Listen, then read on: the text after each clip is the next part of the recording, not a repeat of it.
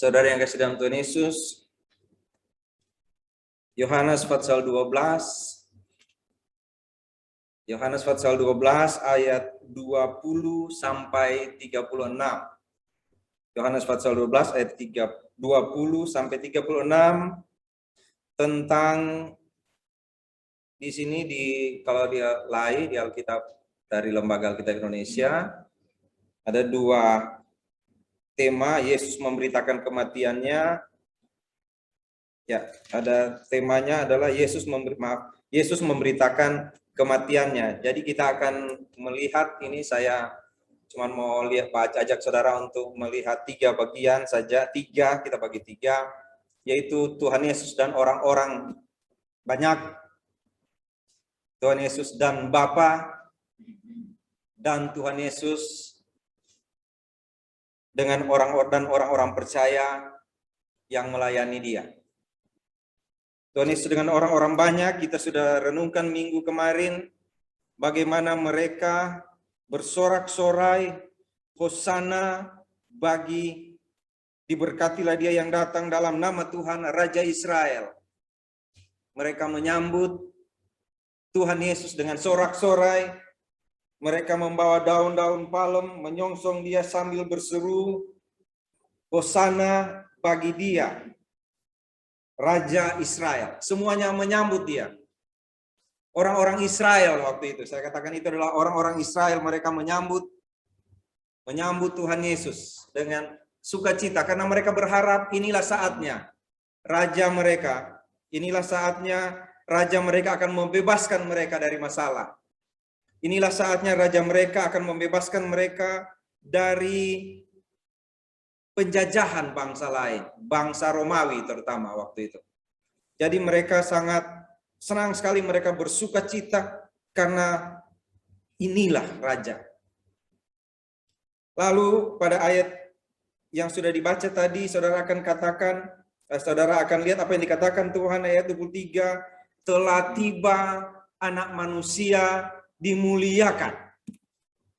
Ayat 23 ya, tadi yang dibacakan Saudari Teza.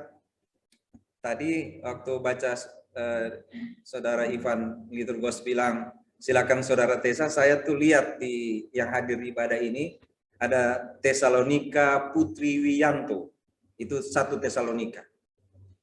Dan yang kedua Tesalonika Anggraini, itu 2 Tesalonika. Jadi ada tinggal Korintus ini belum ketemu saya. Jadi, tadi sudah dibaca oleh Tesalonika Putri Wiyanto. Jadi Tesalonika Anggraini, sabar, kita belum bahas 2 Tesalonika. Sudah dibaca oleh saudari Tesalonika tadi, yaitu ketika mereka bersukacita menyambut Tuhan Yesus yang datang mengendarai, menemukan seekor keledai muda, duduk di atasnya, lalu mereka bersorak-sorai, Raja sudah datang, dan Tuhan bilang, saudara, telah tiba saatnya Anak Manusia dimuliakan. Ini dia. Ini saatnya Anak Manusia dimuliakan. Telah tiba saatnya Anak Manusia dimuliakan. Ini saatnya kita akan menikmati kuasa Tuhan berlaku. Apalagi ketika Dia katakan, di mana ini? Ayat yang dibilang di sini, ayat 31, sekarang berlangsung penghakiman atas dunia ini. Sekarang juga penguasa dunia ini akan dilemparkan keluar. Raja sudah datang. Raja sudah datang dan Dia bilang saatnya sekarang Dia dimuliakan. Penguasa dunia ini akan dilemparkan keluar. Siapa kira-kira yang nggak bahagia? Ini saatnya. Saatnya kita menikmati kebesaran Tuhan. Ini saatnya kita menikmati kebesaran Tuhan. Karena saatnya sudah tiba. Dia sudah datang ke Israel. Dia sudah datang di Yerusalem. Mereka menyambut Dia. Semua sudah nyata sekali ini. Datang. Lalu Dia bilang tiba saatnya sekarang dimuliakan, saudara. Dimuliakan. Tiba saatnya. Dan penguasa kerajaan ini, dunia ini akan dilemparkan. Apalagi? Bahagia sekali nih kalau berada di saat seperti itu, saudara. Dan pada saat itu, kalau saudara perhatikan yang saya bilang tadi, Yesus dan orang-orang Yunani, dengan orang-orang banyak.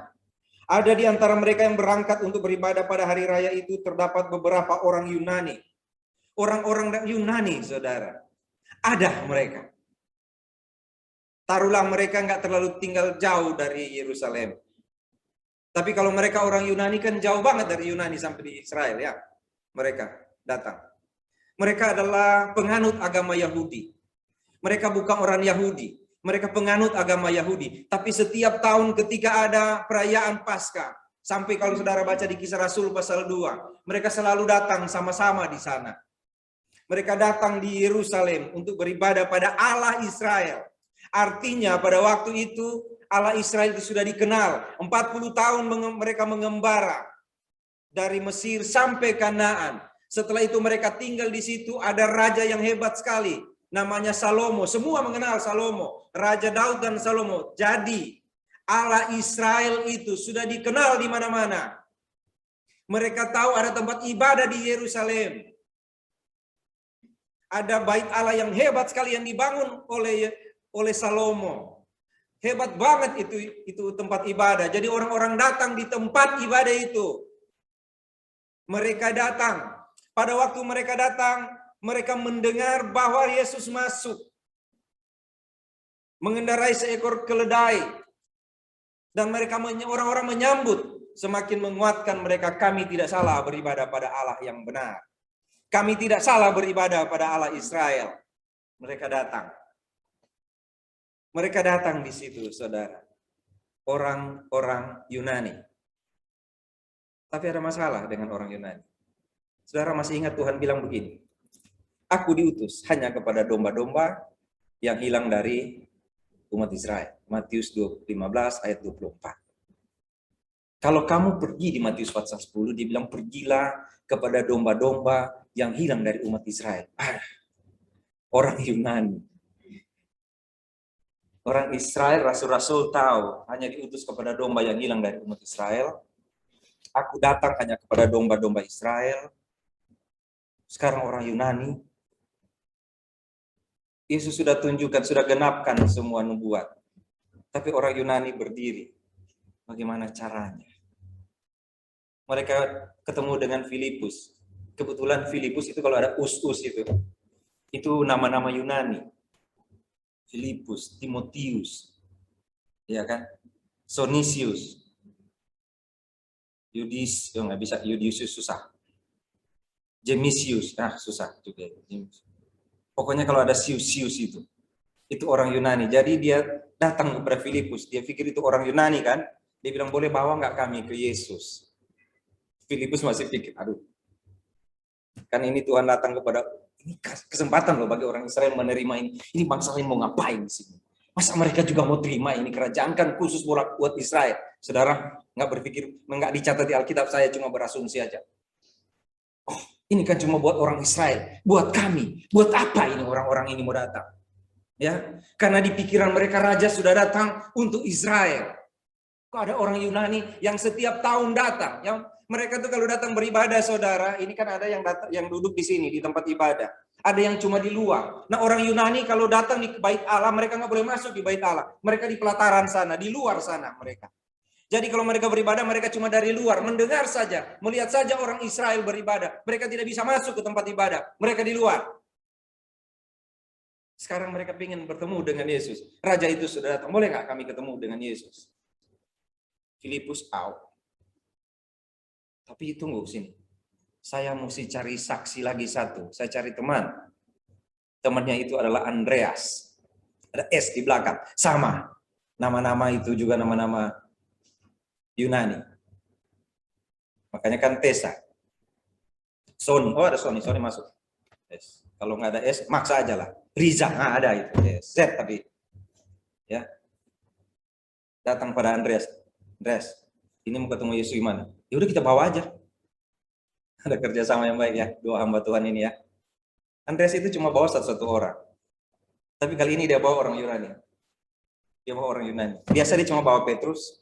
Ada anak kecil bawa 5 roti, 2 ikan dia bawa. Sekarang orang Yunani dia bawa. Bertemu dengan Tuhan Yesus. Lalu Tuhan Yesus bilang apa ke mereka? Oke, sebelum sampai situ, saya mau ulang lagi supaya saudara mengerti. Orang-orang Yunani ini adalah orang-orang dianggap kafir oleh orang Israel. Mereka orang-orang tidak dianggap. Mereka bahkan dibilang, Tuhan pernah bilang pada seorang perempuan Sirofenesia, tidak layak bagi anjing-anjing untuk diberi makan. Perempuan itu bilang di Matius 15, Tuhan, tapi anjing-anjing itu makan dari remah-remah yang jatuh dari meja tuannya. Itu selalu prinsip layanan di GABSD. Melayani remah-remah yang jatuh dari meja tuannya. Nggak perlu digembar-gemburkan kemana-mana itu pelayanan. Cuma jatuh dari meja. Remah-remah yang jatuh di meja, dari meja tuannya. Itu prinsipnya di pelayanan di sini. Tuhan bilang nggak cocok. Tapi sekarang Tuhan sudah disambut. Tuhan Yesus sudah disambut sekarang. Semua orang sudah menyambut Tuhan Yesus. Lalu Filipus memberitahukannya kepada Andreas. Itu ayat 20 saya baca. Di antara mereka yang berangkat untuk beribadah pada hari raya itu terdapat beberapa orang Yunani. Beberapa orang itu pergi kepada Filipus yang berasal dari Betsaida di Galilea. Sobat dari Galilea. Dan di Galilea lalu berkata kepadanya, Tuhan, kami ingin bertemu dengan Yesus. Bagaimana ya kalau saya lagi berdiri, lalu ada orang-orang yang sepantasnya tidak harus ada bersama-sama dengan Yesus, lalu datang pada saya dan bilang, Tuhan, Sony, boleh kami ketemu dengan Yesus? Tuhan, Sony, boleh kami ketemu dengan Tuhan Yesus? Dengan Yesus, Rabi, Guru, boleh? Tunggu sini. Filipus pergi memberitahukannya kepada Andreas. Andreas dan Filipus menyampaikannya pula kepada Yesus. Tetapi Yesus menjawab mereka katanya, telah tiba saatnya Anak Manusia dimuliakan. Telah tiba saatnya. Orang Yunani ada di situ. Petrus dan Filipus dan teman-teman ada di situ. Andreas dan Filipus terutama ada di situ. Dan Tuhan bilang pada mereka, telah tiba saatnya Anak Manusia dimuliakan. Saudara bayangkan mereka berdiri. Kemarin, tadi mereka bersorak-sorak. Sekarang Anak Manusia akan dimuliakan. Ini dia kesempatan. Farisi menolak Tuhan Yesus. Ya kan? Kalau saudara baca ya renungan minggu lalu. Farisi menolak Tuhan Yesus. Tapi orang Yunani datang pada Tuhan. Di sini Tuhan ditolak oleh orang Farisi. Tapi orang Yunani datang. Saudara lihat, lalu Tuhan bilang seperti ini. Aku berkata kepadamu, sesungguhnya jikalau biji gandum tidak jatuh ke dalam tanah dan mati, ia tetap satu biji saja. Tetapi jika ia mati, ia akan menghasilkan banyak buah. Kalau biji gandum tidak mati, kalau cuma satu biji gandum, tetap saja di biji gandum di situ. Tapi kalau dia mati, dia akan menjadi banyak. Barang siapa mencintai nyawanya, ia akan kehilangan nyawanya. Tetapi barang siapa tidak mencintai nyawanya di dunia ini, ia akan memeliharanya untuk hidup yang kekal. Ini masalah sebenarnya, saudara. Masalah bagi mereka yang mendengar. Ketika dia bilang begini, telah tiba saatnya Anak Manusia dimuliakan. Saudara, apa Tuhan menggunakan kata anak manusia? Karena anak manusia itu di perjanjian lama itu adalah agung sekali. Itu adalah pernyataan tentang Allah yang Maha Kuasa. Aku melihat anak manusia duduk di tahta. Aku melihat anak manusia, artinya itu menggambarkan kemuliaan Tuhan. Kuasa Tuhan. Statusnya yang luar biasa, itu anak manusia. Jadi bukan anak kecil. Tapi kalau dia bilang anak manusia itu besar sekali, megah di atas sana. Allah yang Maha Kuasa. Sekarang dia akan dimuliakan. Bagaimana cara dia dimuliakan? Dia akan seperti gandum mati. Dia akan seperti gandum mati. Kalau dia mati, maka akan tumbuh banyak gandum. Dan akan menjadi banyak. Lalu dia bilang, siapa mencintai nyawa, akan hilang nyawa. Kalau biji gandum itu nggak mati. Kalau biji gandum itu sayang nyawa, sayang diri. Kalau biji gandum itu sayang dirinya, saya nggak mau mati. Dia nggak akan punya gandum yang lain. Selesai.